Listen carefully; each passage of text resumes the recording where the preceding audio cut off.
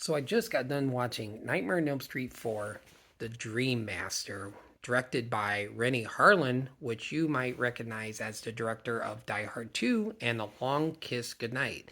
This movie cost about $6.5 million to make, and it grossed $49 million at the box office, which became the top grossing Nightmare on Elm Street of the series until Freddy vs. Jason came out. And this is actually holding at number three as the third top grossing movie in the series.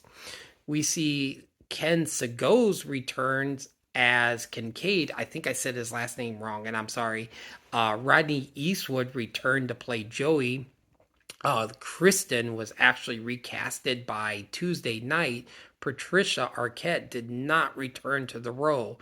And then later on, years later, she gave an interview and talked about how she loved the Nightmare on Elm Street movie. She loves the horror genre, but she was getting more important, meaty roles in Hollywood, and she just declined to return, even though she got offered a lot of money.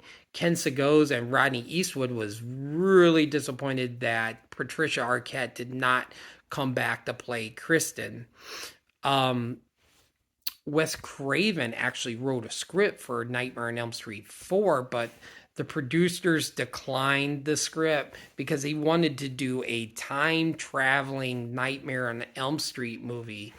When the producers asked Wes Craven to help out with some of the reshoots, he declined, and he said if he wasn't a part of the project to begin with, he doesn't want anything to do with this movie. Ellie Cornell auditioned for this movie, which you might recognize her as Rachel from Halloween 4, but she turned down the role for Nightmare on Elm Street 4 to play Rachel in Halloween 4. Tom McLaughlin, who did Friday the 13th, Jason Lives, got offered this role as director, but he wanted full creative control over this movie, and the producer was like, that's not happening. He tried again with the producers, but the producers were like, we're already shooting this movie. We got some practical shots done, and he's just like, without a director? What did I think of this movie? Well, it was really hard to get through. Like, Rotten Tomatoes gave it a 53% if you follow Rotten Tomatoes. I'm just like, how?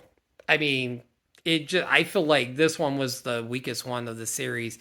I just felt like the characters were just really bad with their dialogue. I will admit, it had some crazy, awesome practical effects, and the one reason why this is not a one and it's getting a four, I have to admit, the two things did like was the practical effects and Freddy Krueger's one-liners. I like the one character, I forget, was in the hospital bed, and he looks up and Freddy's a surgeon, and he's like, Krueger. He's like, well, it's not Dr. Seuss. And when was it the Alice character? Yeah, the Alice character, who is Kristen's best friend, is in the diner, and Freddy comes up next to her in the chair. Is like, if the food doesn't kill you, the service will. And I was like, oh my god, I was just laughing so hard. The Fly practical effects. That scene was just crazy. Oh my god! Even at the end when Freddy's dying and the souls of the people he took just escaping from his chest, like, oh my god, that was crazy.